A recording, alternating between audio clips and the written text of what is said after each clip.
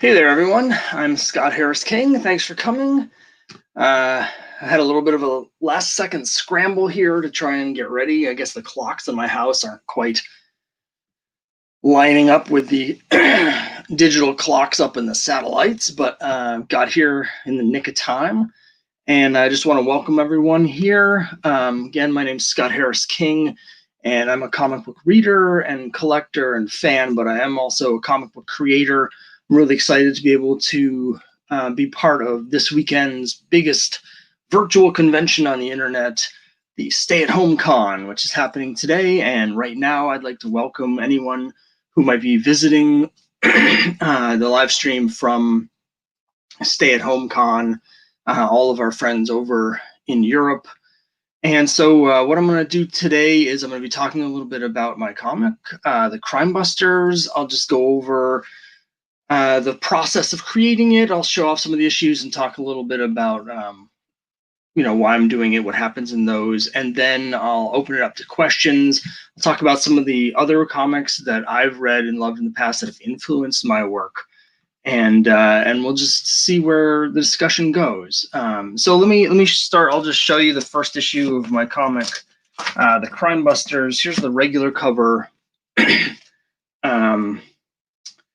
See if I can get that without glare. And as you can probably see from this, a couple things. I'm very heavily influenced art-wise by the Archie style. You can see that that's like a classic Dan DeCarlo face there on my character Trixie. But my main influence with doing the stories really is teen detective novels. When I was young, stuff like The Three Investigators and Nancy Drew and Trixie Belden. Those were big influences on me. I loved reading those books. I collected those books. Before I got into comics, I was collecting books and getting the full runs of all of these mystery adventure series. And so, I've always wanted to do comics. I'm a writer and I was an art student in school, so I always wanted to do my own comics, and it just took a long time for me to figure out exactly what I wanted to do. Back about 10 years ago now, I discovered this Golden Age series called Boy Comics.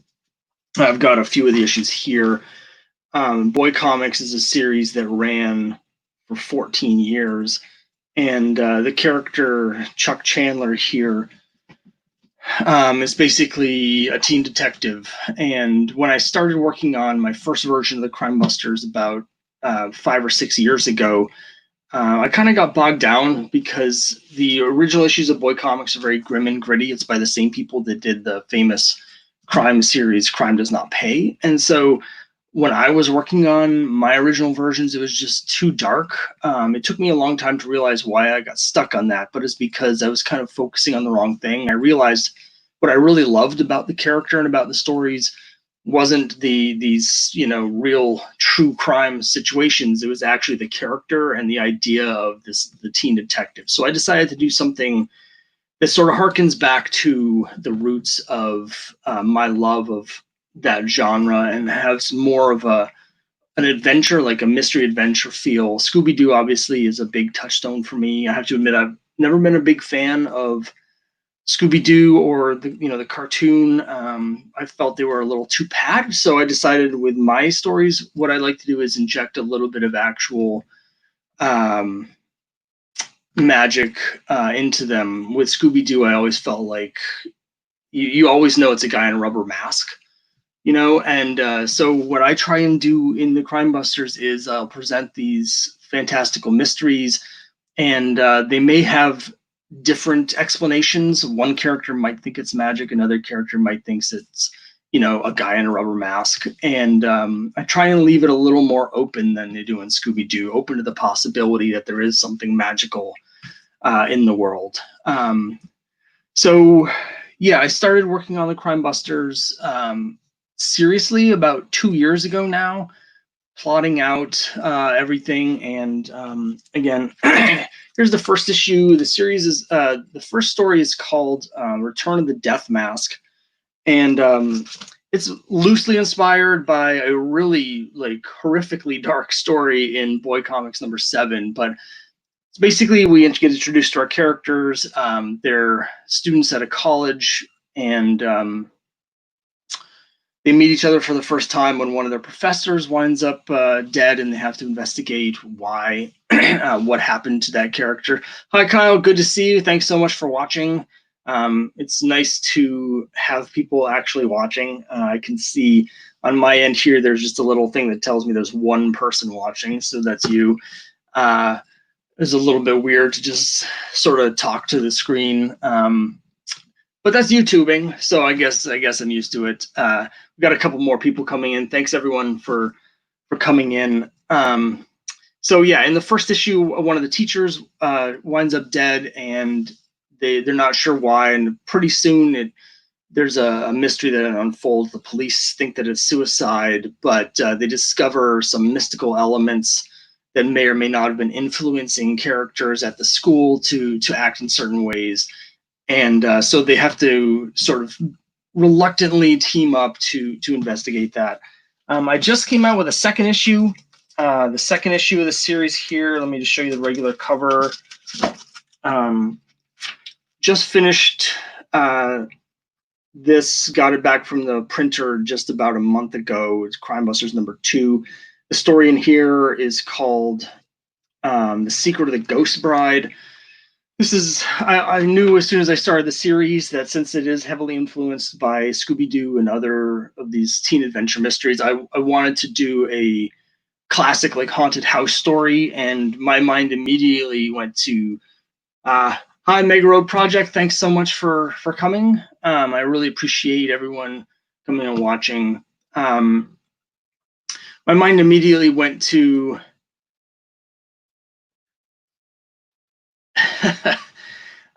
sorry, I sometimes get distracted reading the comments. I'm new to the streaming, so if I just stop and stare into space, it's not that I'm having an aneurysm, it's that I'm reading the comments here. Yeah, so in the second issue, I immediately thought of the Haunted Mansion from Walt Disney World. I'm a huge fan of Disney theme parks, and the sort of storytelling that they do on the rides. And when I was a kid, the Haunted Mansion absolutely terrified me. It's like a perfect ride where it's a mix of both humor and actually scary things, particularly when you're a child. And the part that really got me as a kid was when you go up into the attic and there was a ghost bride there. There was this skeletal bride in her white bridal gown, and you could see like the throbbing heart. And that just scared me so bad when I was a kid.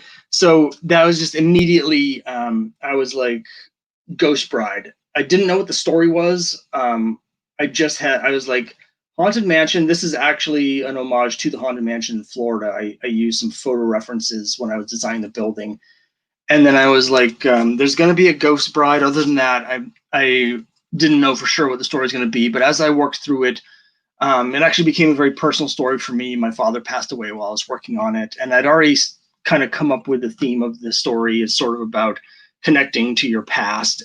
And so I'm really pleased with this. I'm really excited for this. I'm now currently working on issue 3, and I did a test live stream a few days ago where I showed off a couple of these things to make sure it would work. So I apologize to those of you who have already seen this. I'm going to try and share my screen at this point, if I can figure out how to do that. Yeah, here we are in Clip Studio Paint. This is the program that I use to work in, and I'll just show a couple things. This is the regular cover for the Crimebusters #3. I'm currently working on it. Now, it's going to take a while. I have a full-time job. This is a labor of love for me, but I only get to work about an hour a day, sometimes 2 hours if I'm lucky, on the Crimebusters. So the first 2 issues have both taken me about 8 months to do. I'm hoping to get that first down to 6 and eventually down to 4 if I can, because I'd love to put out at least 3 issues a year. But here's the regular cover for #3, The Spell of the Sorcerer. And then I've also got this variant cover here. When I go on Kickstarter, I do these Kickstarter variants where I carry over the numbering from Boy Comics. I'll talk about that in a minute. As you can tell by the very different styles here, this has got like a steampunk vibe, whereas this is like a high fantasy vibe. That's the sort of thing that I like to do in the series, including on the covers, where maybe the story that's going on here is sort of a technological thing. Maybe it's actually magic, and I like to sort of play with expectations. I mentioned a couple times Boy Comics. Crimebuster here, this is Chuck Chandler. He's the character. He's a Golden Age public domain character. I'm a huge comic book fan, like I think most of us are. Otherwise, we probably wouldn't be doing this on a Sunday morning. So using public domain Golden Age characters is something that I really enjoy doing, redesigning them a little bit. These are some more public domain characters that will be appearing here in issue 3. They're going to be ongoing characters, so there's a lot of groundwork that I'm laying in issue 3 for future issues. This is a character named Granny Gumshoe here on the left. She appeared in National Comics numbers 57 to 71, and I've heavily redesigned her, but a lot of the elements, particularly of her personality, do come directly from the original stories. In the middle here is John Force Magic Agent. He had a series from ACG, and his story from the original comics is that he's like a FBI guy, but he has this magic amulet that gives him certain powers. And then this is a character named Star Flag Undercover Girl, and I forget what company published her, but she had her own series for a while in the early 50s, and she's a secret agent. So I've paired the two of them up, and as you can see, I've redesigned them. Since my stories are set in the mid-50s, I decided to have them design them so they look like Arthur Miller and Marilyn Monroe.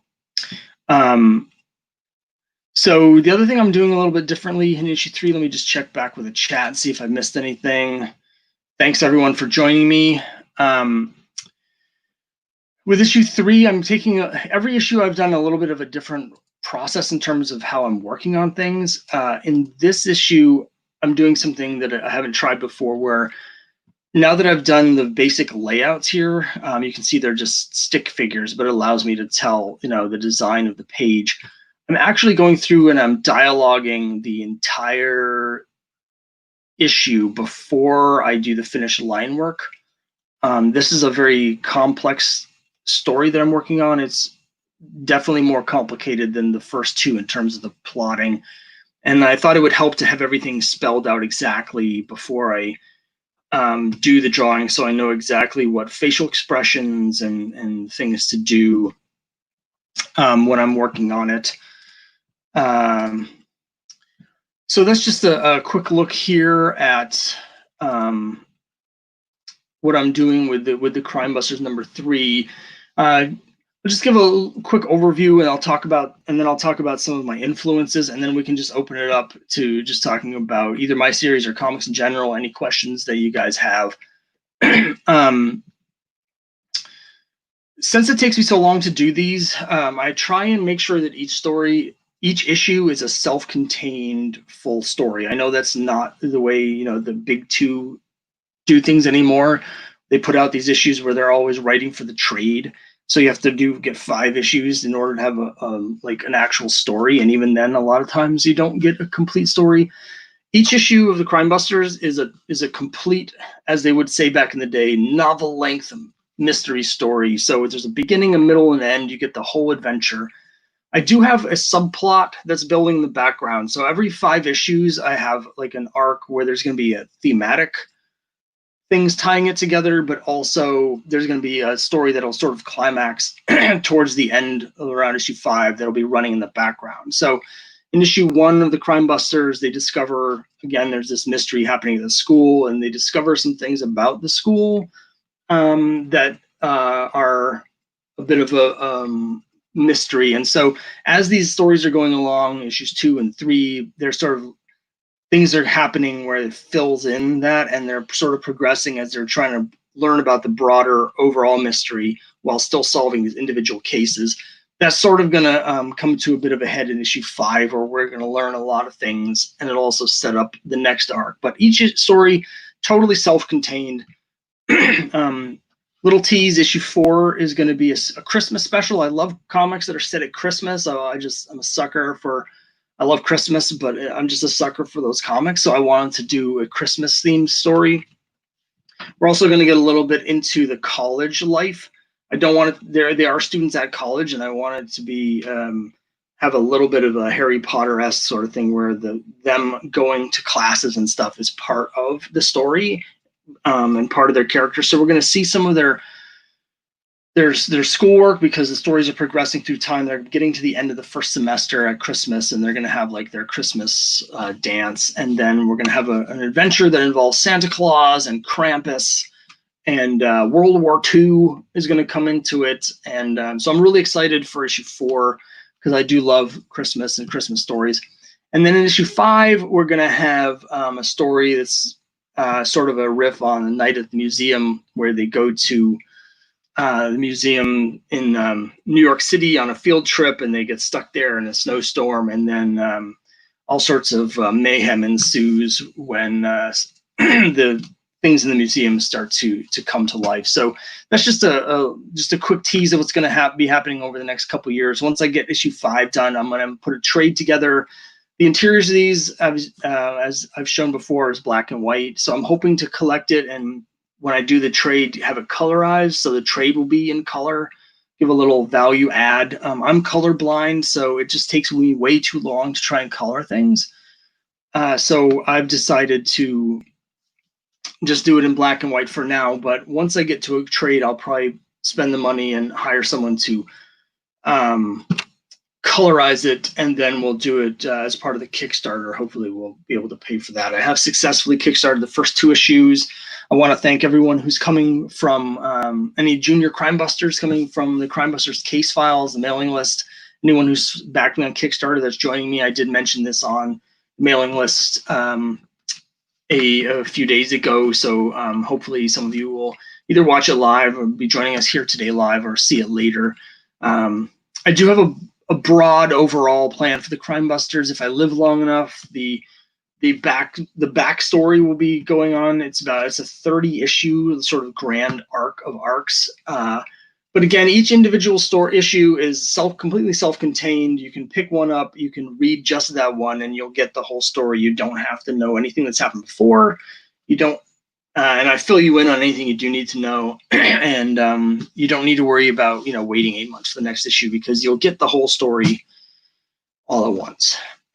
So that's a little bit about my comics. I do have a bunch of the variant covers here. I've shown them off before, and I did an entire video about making Crimebusters. It's like an hour and 45 minutes where I go into a lot of detail about every part of the process for me. So if you're a comics creator and you're thinking about making your own comic, you can check that out. I put in a bunch of timestamps there so you can go to the specific questions that you might have and just watch those part of the videos. Hopefully that's helpful for someone. I know that I spent a lot of time going through YouTube videos looking for tips when I first started working on the Crimebusters. So in terms of comics, obviously Boy Comics was the big inspiration for me. I do have a complete run of Boy Comics. I mentioned that my series is set in the 50s. That's because I've picked up on the continuity from the Boy Comics series. Again, you don't have to have ever read any of these. It's really for my own entertainment more than anything else. But the last issue of Boy Comics came out, cover dated February 1956. And it was issue 119. So with some of my variant covers, like the one I showed earlier, I do carry on the legacy numbering, starting with number 120. So issue 3 of my series will be number 122 from the original. This was a character and series that were done by Charles Bureau, who was the person in charge at Lev Gleason. They published Crime Does Not Pay. Most superhero fans will know them from the Golden Age Daredevil. I think he's a vastly underrated writer, and his work is a big influence on me. He was actually a really big influence on Stan Lee in terms of both writing and also just sort of the outsized personality. I know that Stan Lee sometimes would call Charles Bureau for for advice and just sort of pick his brain, ask him, what he would think he should do in different situations or different story situations. So I'm a big fan.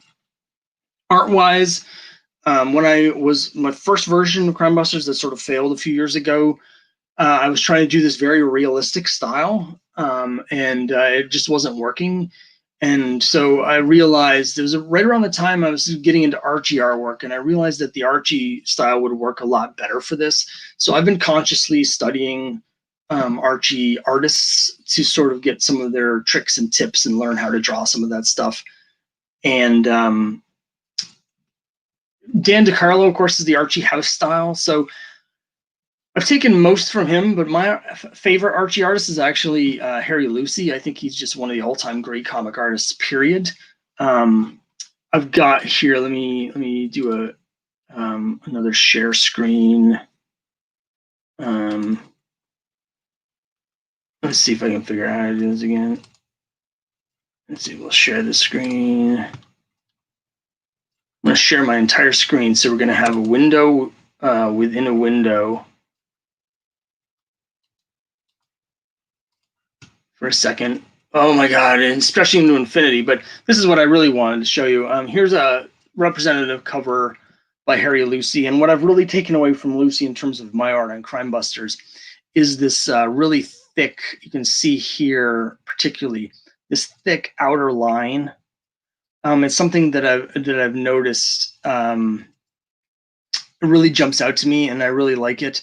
There are some modern artists that do this, and some other famous artists. That variant cover I showed you earlier was based on an Alphonse Mucha painting. He had a very thick outer line, and some of the Archie work in particular that Adam Hughes has done. But a lot of his work, he'll have a thick outer line, a very Mucha style, where it'll be very thick, but then there'll almost be like a halo around it, so that the characters really pop out from the background. That's something that I really, really like about Lucy's art. So I've tried to intentionally sort of take as much as I can from the masters. Those are big influences. In terms of storytelling, another big Archie influence for me on the series is Life with Archie, the original Life with Archie, not the magazine from a few years ago. But there's a series that ran from 1958 to 1990 or so, 91, I think, 286 issues. It's called Life with Archie.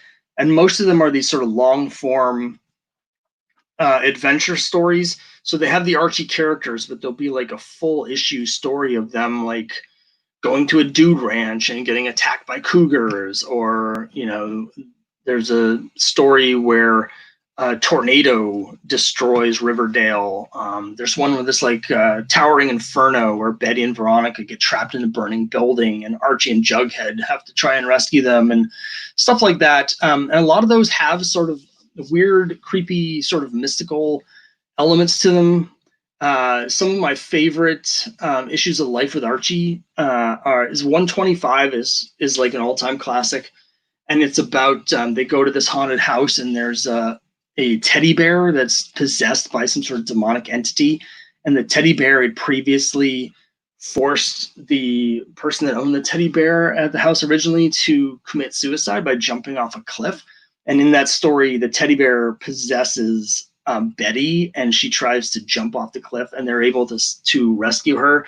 But they throw the bear into the ocean to get rid of it, but later it just shows back up in the house. That's how the story ends. So there's another one where there's an evil painter who, when he paints someone, it traps their soul inside the painting, and he traps the Archie gang inside the painting, and they meet all these like shriveled souls of all the people from over the centuries that have been sucked into the painting and have been trapped there. And then at the end, Betty manages to save all of them by painting her way out from inside. And so that actually has kind of a creepy ending where they end up trapping the painter inside his own painting, and then they just leave.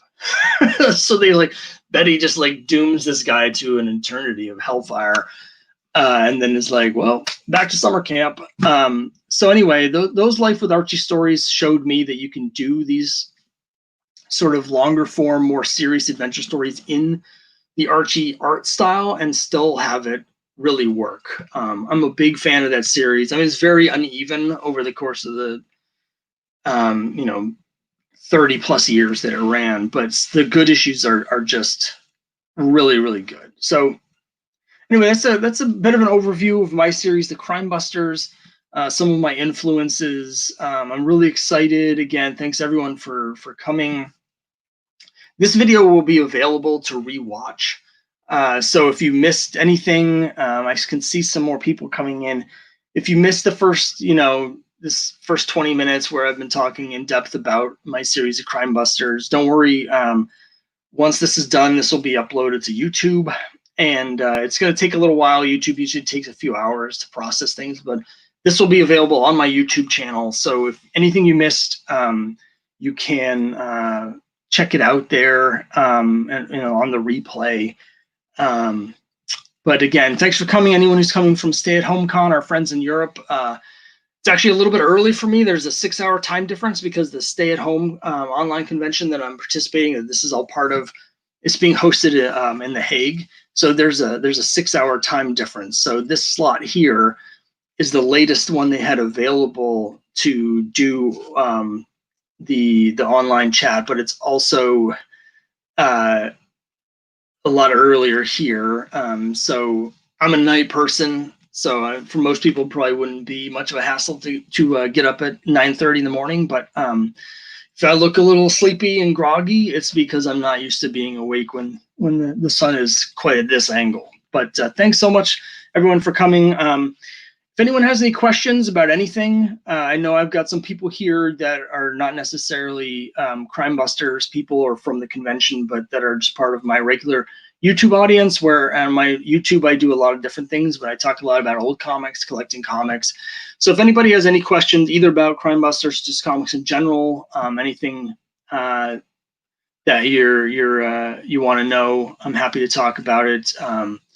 Or again, my different influences. I mentioned Disney. I've been getting some comics about Disney, specifically about the parks, since I'm a park fan. Here's Disney's Vacation in Disneyland. It has this great back cover where the Disney characters are at Disneyland.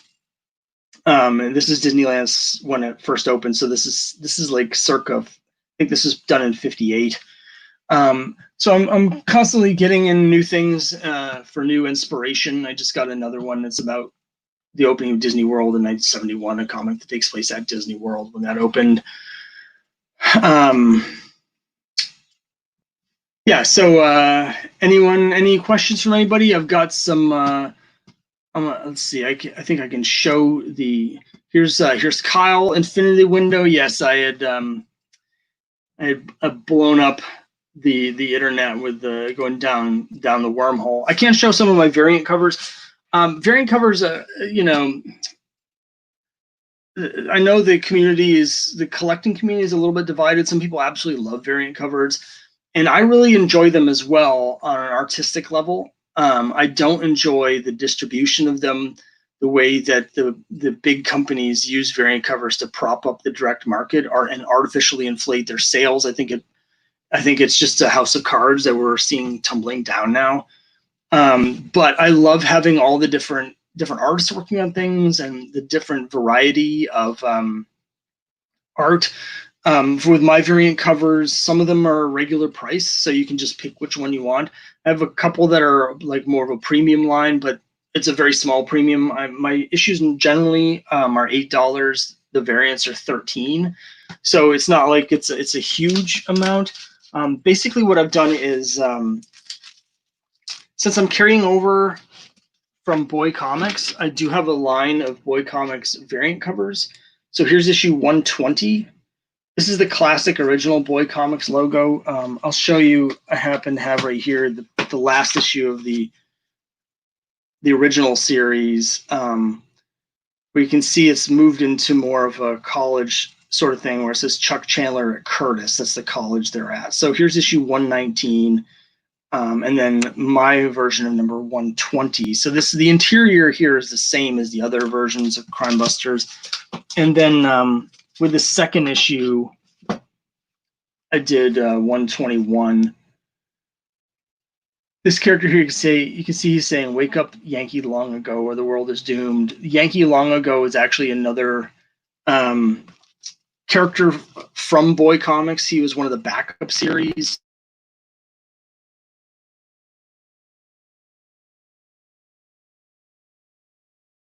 And still going at your end. But yeah, so Yankee Long Ago is another character from the series. He's another public domain character, and I redesigned him.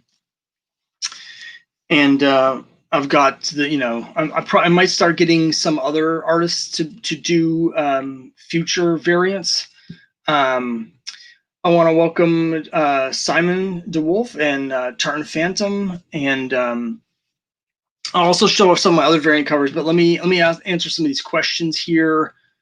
Kyle's asking, "Is this my first international convention?" Yeah, this is my first international convention. I just had to stop and think. I haven't done many conventions as a creator. I've been to tons of conventions as a fan, but I've never been to a convention outside of the US. Anytime I go traveling overseas, I make a point to go to the local comic shops and try and get comics from that area as a souvenir. Those are my souvenirs. I guess you can tell I'm a real comics nerd. So when I go overseas, my souvenirs are comics from those countries. I've got one right here, actually. See if I can grab it. Let's see, a big pile of comics. So on my honeymoon, we went to New Zealand, and I got this here. It's a New Zealand reprint of Marvel and Atlas books. This has got a Werewolf by Night story. This is from the 70s. I found that at a store in New Zealand. But in terms of conventions, I've never had a chance to actually get to a convention in another country, and certainly not participate. So I'm very excited. Again, this is being hosted in Europe. I've been to a lot of countries in Europe. I have been to Amsterdam, but not to a show. That would be really, really fun. So Simon DeWolf asks a question. Thanks, Simon. If I could choose any artist, any era to do a cover, who would you choose? Well, my answer to this is always the same. If there's anything where I can choose an artist, the answer is always going to be Darwin Cook. To me, Darwin Cook is basically the perfect comic book artist. I love Darwin Cook's work. I wouldn't love nothing more than to have anything drawn by Darwin Cook, but particularly like the types of stories that I'm doing. If I could get 10% of Darwin Cook, when I probably only at 5% right now, but yeah, he's just the best. So I just love Darwin Cook. I would love to have him do interiors, covers, anything. I guess my second choice would be Joe Kubert, or Kubert. I'm always a little unsure about that because he actually worked on the original series. Here's a Joe Kubert cover for Boy Comics 116. You can kind of see the sort of elongated figure work.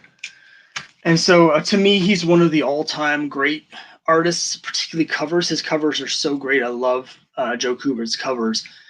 But since he actually worked on the original series and worked on Crimebusters in his original form, that would be a dream come true. I've considered reaching out to like his sons to see if I could commission them to do a cover, but I don't think I have that kind of scratch. That's a little too much money, I'm guessing. But we're gonna file that away for later down the road once this has become a huge media conglomerate, and I'm just rolling in my Netflix dollars after this has been optioned. Then I will definitely look into having the Kuberts do a variant cover, because it would just be great to sort of carry on that legacy. So thanks Simon for the questions. If anyone else has any questions, so this chat is officially scheduled to run for another 11 minutes. 11:15 is the cutoff time for my window at Stay at Home Con. If there's still people that want to talk about things, I can stay on a little bit longer. But just to let you know, we've got at least 10 more minutes here. I'll show off a couple more of the variant covers. Since I had this series of these Boy Comics covers that are focused on Chuck, I wanted to do a series of covers that also focused on Trixie, his partner. I created Trixie, and one of the reasons there's several reasons that I changed the title and the numbering and introduced Trixie, but one of them is just, for me, boy comics just doesn't really work as a title, but it also isn't really what I'm going for. The original series was just specifically designed to appeal to boy readers, so it had all boy heroes in it, and that's not what I want to do. It's very important to me to have a strong female lead, particularly because I'm working in a genre with the teen detectives that is heavily weighted towards female characters like Nancy Drew and Veronica Mars and stuff. So I'm doing a line of variant covers focusing on Trixie, and they're done as though it's her own series of novels, the Trixie Trouble Mysteries. This is the cover for book 1. As you can see, I drew it as an homage to Detective Comics 395. Partially because the title Secret Staircase, it had a staircase on it. It's also detective, so I just thought it was like a double homage. Unfortunately, Denny O'Neil, who wrote those great detective stories, just passed away. Here's issue 2, book 2 of the Trixie Trouble Mysteries. This one I actually hired another independent comics creator named Heather Farrington. She does a series called Juvenile Diversions, and she does it in this Archie style. She decided to show the whole cast as almost like Scooby-Doo characters. I love this cover. I have a very small platform. I don't have that many readers yet, but I want to do what I can with that platform. So I decided that with going forward, all of the Trixie Trouble Mysteries covers, I'm going to have different women independent comics creators draw each cover, because I just thought it just seemed like a fitting thing to do with that particular series of covers. Let's see. Kyle's asking, favorite Lev Gleason book that wasn't boy, if any. I haven't really gotten into too many others, mainly because I just don't want to get sucked down the rabbit hole. I just know that if I start collecting Daredevil, then I'm gonna be lost. The good news is I don't really like Daredevil himself, the Golden Age Daredevil. I don't find the character to be that interesting. But I have read a couple issues of the later Daredevil with the Little Wise Guys, and though I'm not a huge boy gang sort of fan, they're really good. They're really good, and I know that I could really get into collecting the Little Wise Guys. And they're not that expensive, the later issues, so I might do that at some point. But yeah, I just, once I started reading boy comics, it was like, well, there goes the next 10 years of collecting, because I've got to get all of them. And now that I have a complete run of boy comics, I'm just hesitant to even dip my toes in. But I would say it was probably Daredevil specifically, featuring the Little Wise Guys, is my second favorite Gleason book. They also did a romance series called Boy Meets Girl. I've got a couple issues of it. I haven't read too many of them, but as a romance collector, it's something that interests me. Some of them have some really cool painted covers, so that would be one that I'm interested in checking out. So, as I mentioned a couple times, I've also done a Kickstarter. I love to do homage covers. I'm such a hardcore comic nerd that I just love to do these homages. So with the I do a series of Kickstarter exclusive variant covers. So if you buy it on Kickstarter, it's the same price as the regular book, but it has a different cover that you can only get through Kickstarter. For the first issue, introducing Trixie Trouble, I did an homage to the cover of Flash Comics 92, which has Black Canary busting through a hoop, and that itself was an homage. So it was a bit of an homage of an homage of an homage. And then for the second issue, I did an homage to the cover of Planet Comics 71, starring Vera, one of the supporting characters in the book, and she's a comic book and science fiction fan like we are, and so the Planet Comics 71 actually is in the story. In her backup story here, she's reading it. So I always love this cover, and I just wanted to sort of do a story about how science fiction and fandom can inspire people to do great things. So it's all about her sort of being inspired by reading these science fiction comics to become a scientist. So let's see. Kyle's got another question. My grandson Alistair wanted to know which is my favorite Scooby-Doo character. My favorite Scooby-Doo character is Velma. I've done a little bit of advertising for Crimebusters on Facebook, and reactions mixed. Fans just across the board, I think anything, are very proprietary, and they're very protective of things. So it's basically a split between people that are like, oh, that looks like Scooby-Doo, that's awesome, and people that are like, you're just ripping off Scooby-Doo, you suck. And it's funny because none of my characters are designed for Scooby-Doo characters. I've had a number of people. Here's a different variant cover. I just like. I've had a number of people that thought that I was doing Trixie's color scheme as an homage to Fred from Scooby-Doo.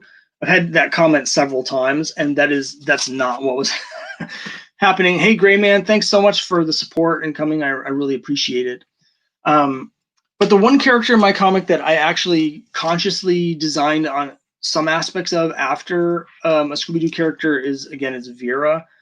I did name her Vera as an homage to Velma from Scooby-Doo.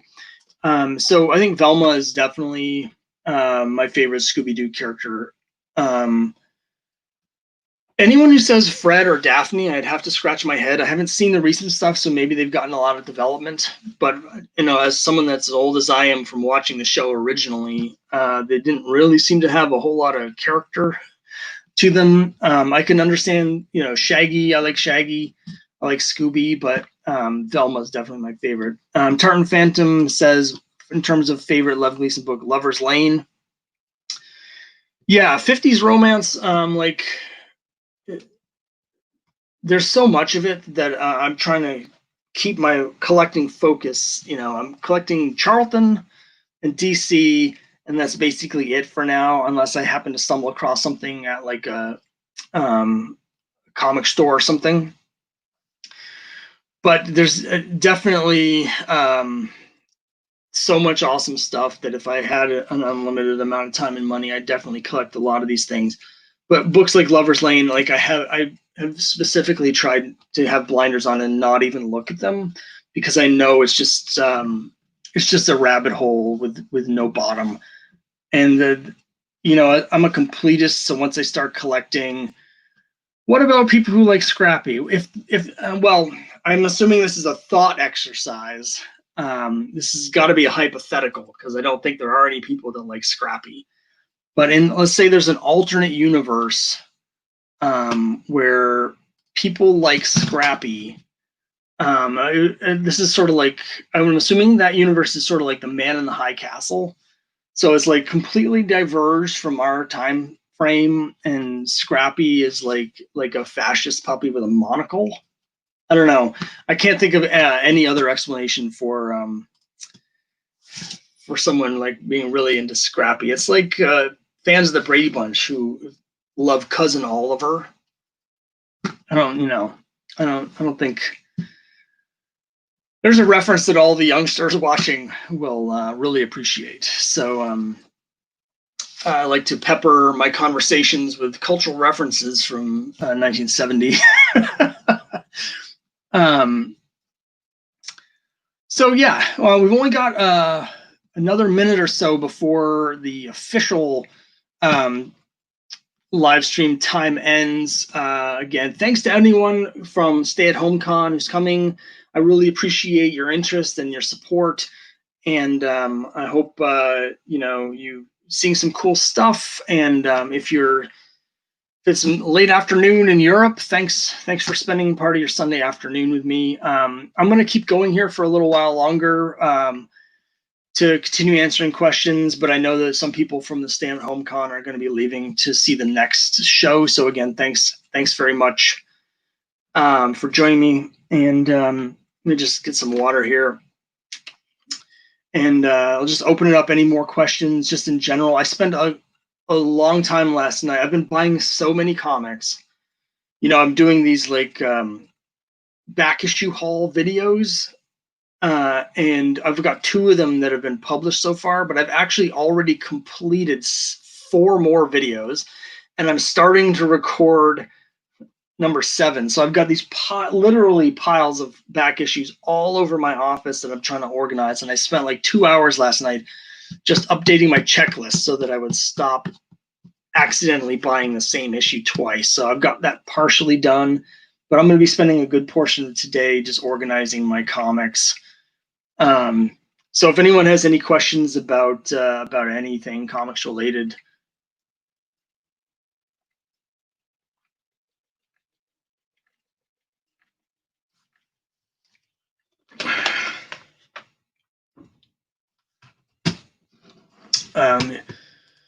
let's see. We got a question here, Simon, for the 50s art like Torchy or Sky Girl. So that's a good question. Thanks very much for the question.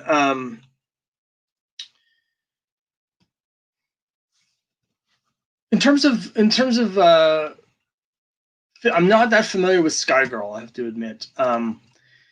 But in terms of 50s art styles, I'm just going to answer this in a more general. Sorry, I have a little interface issue here.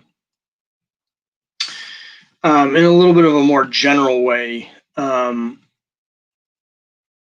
In terms of the 50s art styles, it's interesting. I'm a huge Archie fan, but I find that the more cartoony styles are very hit and miss for me at that time. There's a lot of people that are being influenced by cartoons, and I guess it depends on. I'm having a little trouble explaining this, but there's certain artists that have earlier influences, and I think the cartooning style has evolved very quickly, and so someone who drawing in the 50s who is sort of contemporary is going to be drawing their characters very differently than someone drawing at that time who is still has like 30s or even early 40s sort of references in mind. And so I find a lot of the more cartoony art in the 50s, and I'm thinking of like sort of the depictions of female characters. A lot of them to me just feel a little too caricature and a little too old-fashioned. So in general, I tend to lean actually a little bit towards the more realistic depictions at that time period. I'm not sure I'm really answering your question. But like when I think of the Archie stuff, for instance, I have a lot of respect for people like Bob Montana or Vigoda, but it's the style that sort of comes in later in the 50s with like Lucy that I like a little bit more. Okay, I'll definitely check it out. Thanks for the recommendation. I do have a thing for pinup art here. I'll show you something real quick.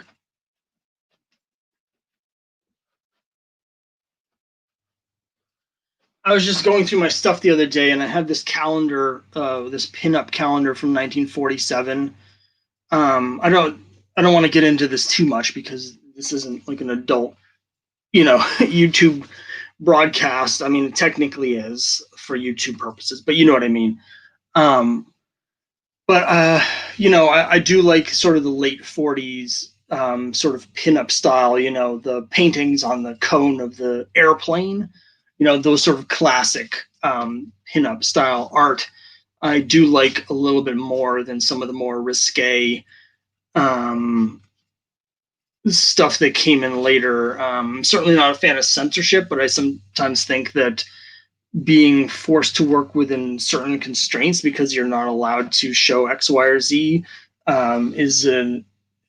forces the artists to be more creative with their depictions, and so I think some of that comes into play with some of that. But anyway, so thanks for that question. I went down a little bit of a rabbit hole that I didn't intend to, but I also do. I'll just keep showing some of my stuff. Oh, one book I really wanted to show this variant. I've showed this before. This is a Super Avery variant for issue 2. You can see it's a Super Avery by Avery Hool. The interior is the same as all my other versions of Crimebusters #2. Avery is a comic book creator like I am. This is Super Avery in the middle, drawn by Avery Hool. He's also on the autism spectrum. He's neurodiverse. He has ADHD, and he just loves comics. He's drawn a whole bunch of issues of Super Avery. You can view them on YouTube. The channel is called Disney Nerd Herders, and if you search their channel for Avery, they have episodes of Super Avery where his father goes through the issue page by page and reads and sort of interprets the story. But Avery's very inspiring for me. He's someone who just makes comics for the pure love of the art form. And so I wanted to support him a little by showing off some of his work. I've only got a few copies of this left, but every copy I sell of this, all the proceeds from these go directly to Avery, but then when they get them, they're donating them to an autism charity. So I've got like 5 copies of that left in my store, and those all go to autism charity. So anyway, I just wanted to highlight that. At some point, I haven't talked to them about this, but I'm actually hoping to talk to Charlie and Avery about the possibility of collecting some issues of Super Avery now that I've sort of got a handle on how the self-publishing stuff works. So the print on demand, maybe there's a way we can actually print some issues of Super Avery up so people can read them directly. But again, I haven't actually talked to them about that. I shouldn't have probably brought that up until I have a firm idea of whether they even want to do that. But it would be really great to show that sort of thing. I was at a convention in Vermont last year, and there was a kid going around who had a satchel full of comics that he had printed. And they were done print on demand, glossy, full color covers, just like mine.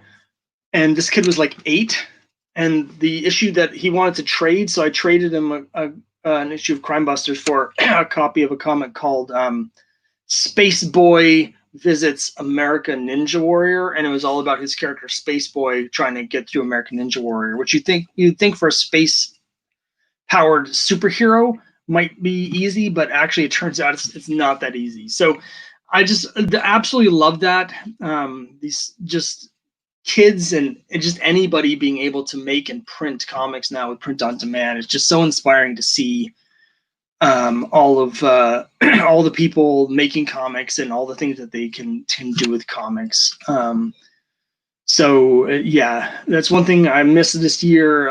The independent comic show here in Boston, the Massachusetts Independent Comics Expo, MICE. That's going to be virtual. I don't know yet whether I'm going to have any sort of presence during that. I hope so. But that's like the best place to go and just meet all these people that are just making comics out of the pure love of the art form. And I've got a big, half of a short box now of comics that I've gotten from other creators of these shows, and the material's all over the place. Some of it's great. Some of it's just like very personal, let's say.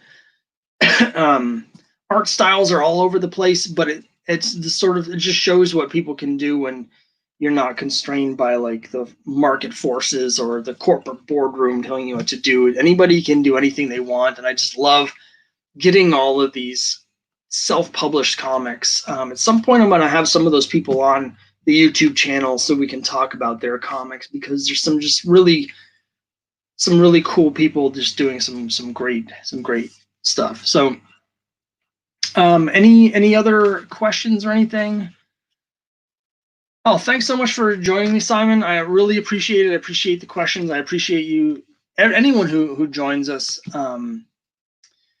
And I hope everything's going okay over in England. I've had the good fortune of visiting England twice. Love to get back there again. It's actually not that far from us here in Boston, so it actually takes about the same time now to get to England as it does to get to Los Angeles. So hopefully sometime soon we'll get back over to England. Thanks so much for joining. As he mentions, we're sort of getting to the end of the time here. Anyone else have any questions? And again, if you missed anything, this will all be available on my YouTube channel later, either today or tomorrow, whenever YouTube processes it. This will be available so you can rewatch it. I'm going to take another drink here, but if anyone has any more questions or comments.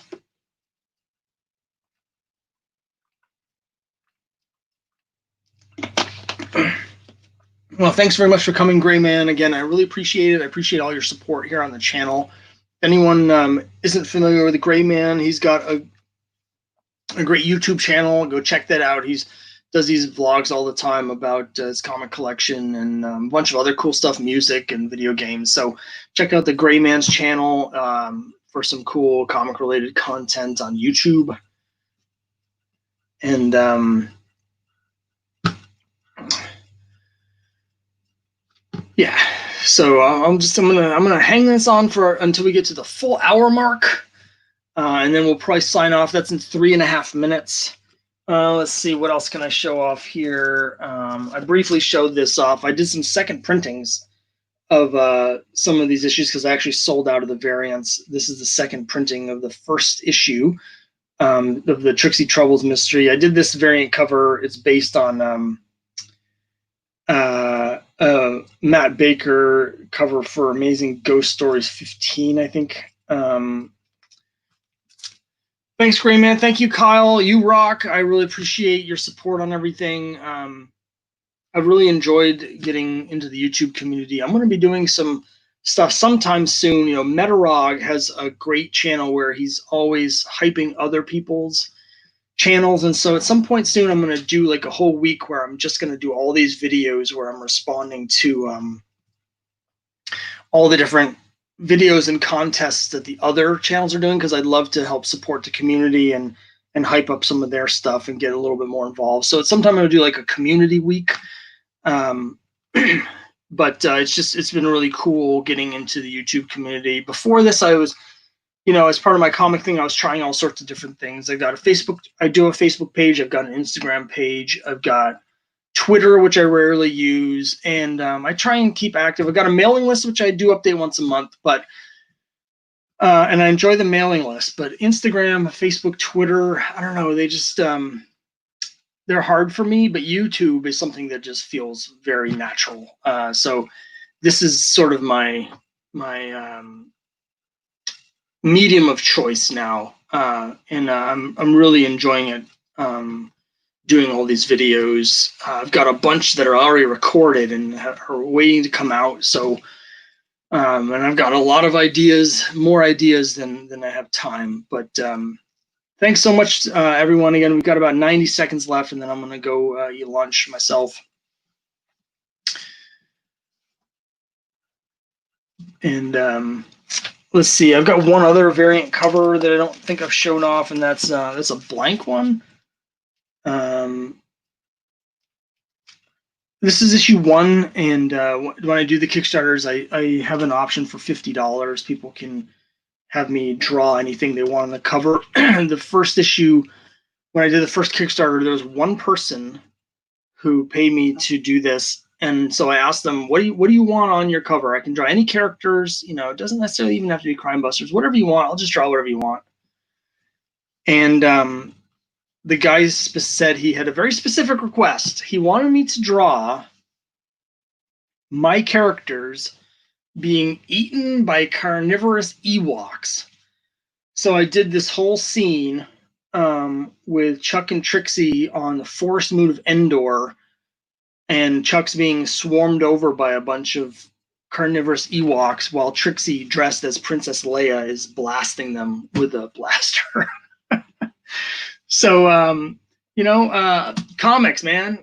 Where else can you get Golden Age teen detectives on the forest moon of Endor? But I haven't really sold many of the sketch covers, but I've done a couple of them now, and they're a lot of fun. They're very hard work. It's so much harder for me to draw by hand with pencils than it is for me to do digitally. But it's fun to see what people want on their covers. So, all right, we're at the hour mark. I think I'm going to wrap this up again. Thank you to everyone for coming. And you got that is it's very. I didn't even ask why he wanted it, because I figured, you know what, maybe he's got a whole room that's just all original art of different people being eaten by Ewoks. I don't know, like in a basement, I'm imagining, like a dungeon, an Ewok dungeon. But we don't want to think about this too much. Yeah, so thanks everyone to coming. I really appreciate it. People seem to be liking these. This is the first couple times I've done any of these live streams, and they seem to be going pretty well. People seem to like them, so I'll schedule another one sometime soon. I'm not exactly sure when, but all right, I'm gonna sign off now. Thanks so much for coming. Thanks to everyone at Stay at Home Con, everyone from my YouTube channel, any junior Crimebusters from the Crimebuster case files and the mailing list, anyone who's backing on Kickstarter. Thanks so much, and I'll see you next time.